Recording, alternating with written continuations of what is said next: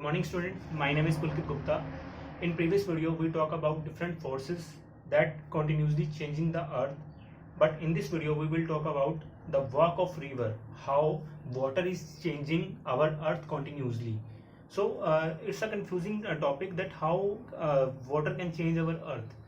Water कैसे change कर सकती है हमारे अर्थ को. So let's talk about so many problems that most of the students are facing. कुछ ऐसे टॉपिक्स हैं जो जिनमें काफ़ी स्टूडेंट्स को प्रॉब्लम थी. एग्जैक्टली वो समझ नहीं पा रहे थे कि उनसे एग्जैक्टली किस तरह से चेंज आ रहे हैं अर्थ के अंदर. तो first of all work of river के अंदर अगर हम बात करते हैं तो पानी की वजह से due to water what kind of changes continuously occur on earth. So earth के ऊपर किस किस तरह के चेंजेस हो रहे हैं. तो फर्स्ट ऑफ ऑल अगर हम बात करते हैं, सभी ने आप लोगों ने वाटरफॉल के बारे में सुना होगा. वाटरफॉल क्या होता है कि किसी भी ऊंचाई से जब पानी क्या होता है नीचे गिरता है. ऊंचाई से जब पानी नीचे गिरता है, अब ये जो है काफी ऊंचाई है. ये अगर जगह की बात करते हैं, फॉर एग्जांपल ये जो है 500 मीटर की ऊंचाई पर है और जब यहां से पानी नीचे गिर रहा है तो अब हो क्या रहा है एग्जैक्टली कि जब पानी नीचे गिरेगा तो हमें भी पता है कि ये फोर्स के साथ नीचे गिरेगा. It comes down with a huge force. तो जब भी ये फोर्स के साथ नीचे गिरेगा तो यहाँ की जो मिट्टी है, यहाँ की जो स्टोन्स हैं वो इरोड होने शुरू हो जाएंगे. इरोड मीन्स वो पिघलने शुरू हो जाएंगे. वो पिघल कर इस पानी के साथ चल देंगे और जिस जगह पर इस पानी का बहाव कम होगा उस जगह पर जाकर उस मटेरियल को छोड़ देंगे. क्लियर कि वाटरफॉल से जब पानी नीचे गिरा तो यहाँ के जो स्टोन्स और सोयल थे, स्टोन्स एंड सोयल जो थी इस पानी के साथ चल पड़ी और उस जगह पर जाकर वो स्टॉप हो गई जहां पर पानी का जो फ्लो था वो कम हुआ था. क्लियर. तो in this way waterfall changes our अर्थ.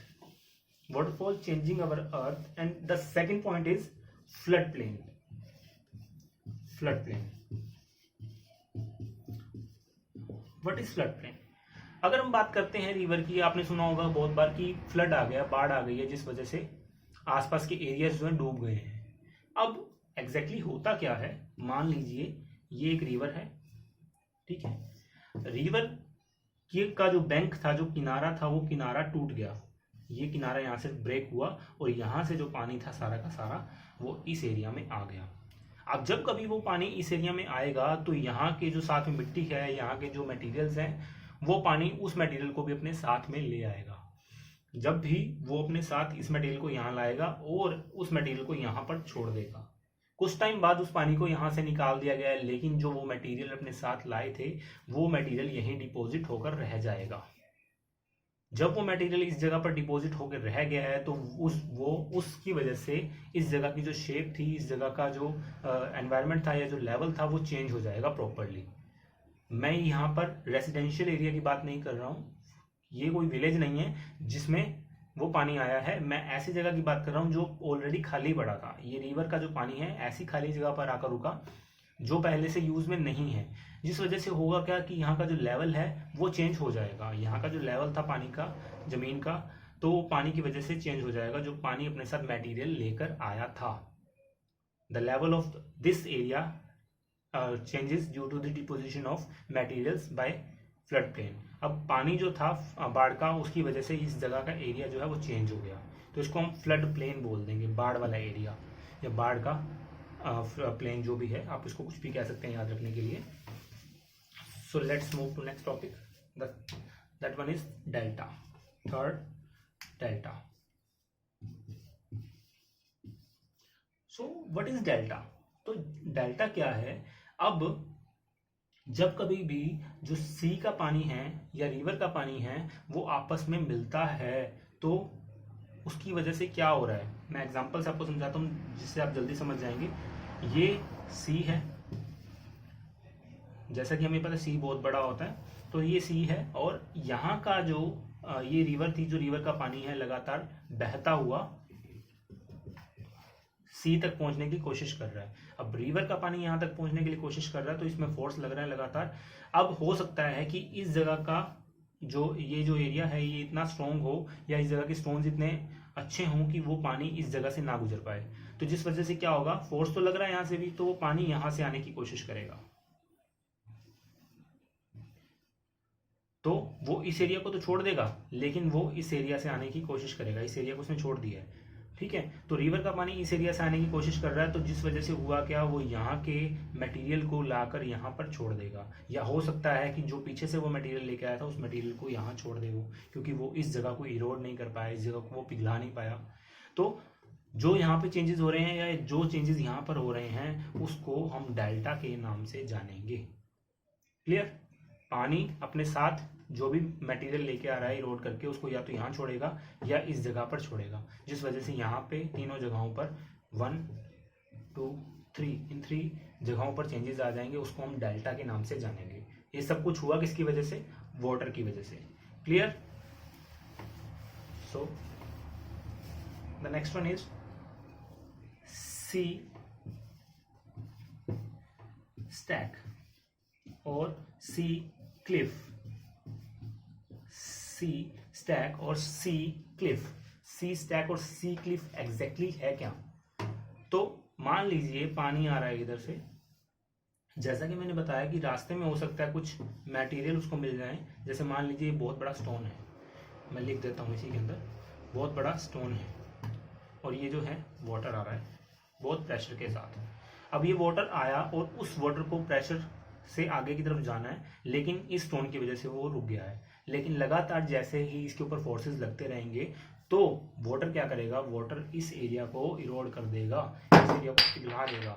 इस एरिया को पिघला देगा तो यहाँ से निकलने के लिए जगह बन जाएगी। मतलब दैट मीन्स कि स्टोन यहाँ पे पूरा पड़ा है, यहाँ भी पूरा पड़ा है, लेकिन यहाँ से वो चेंज हो गया है। तो जो इस स्टोन्स के अंदर चेंजेस आए, जो इस एरिया में चेंजेस आए, उसको हम सी स्टैक या सी क्लिफ के नाम से जानेंगे।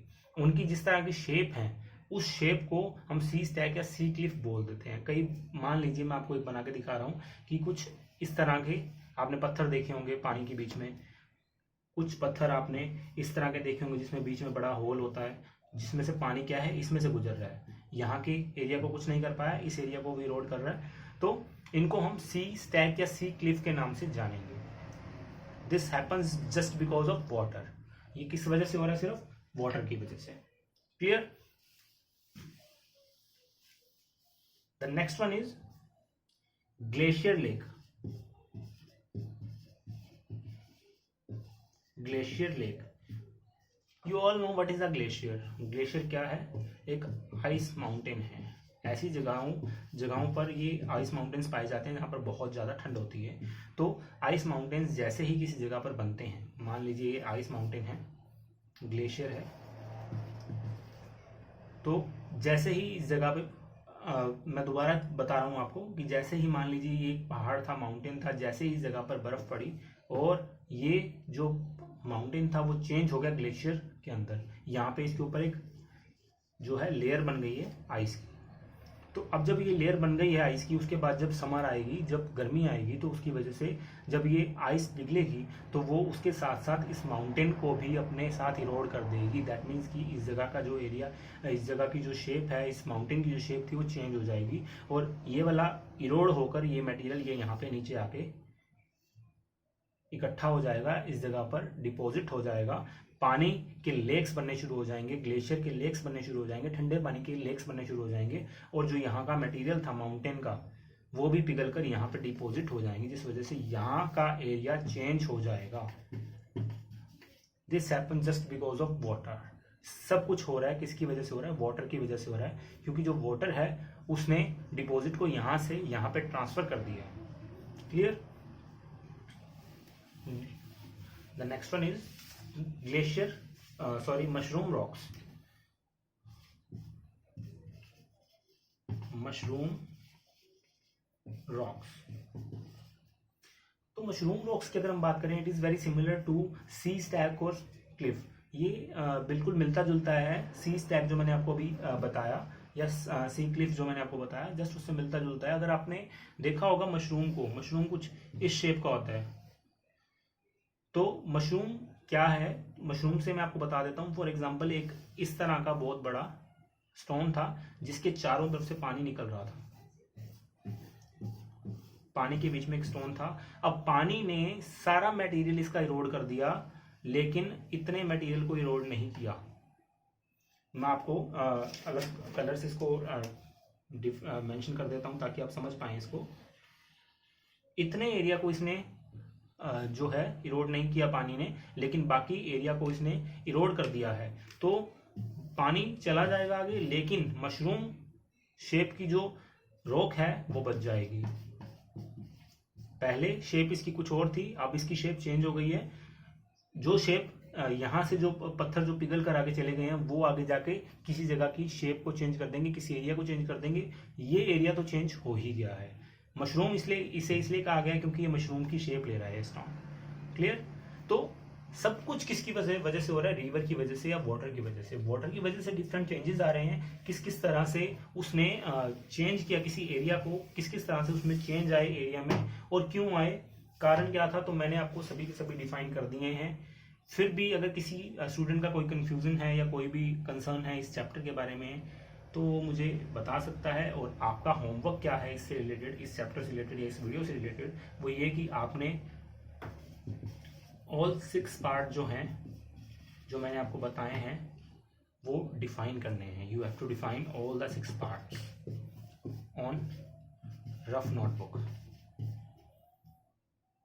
Clear? Thank you very much.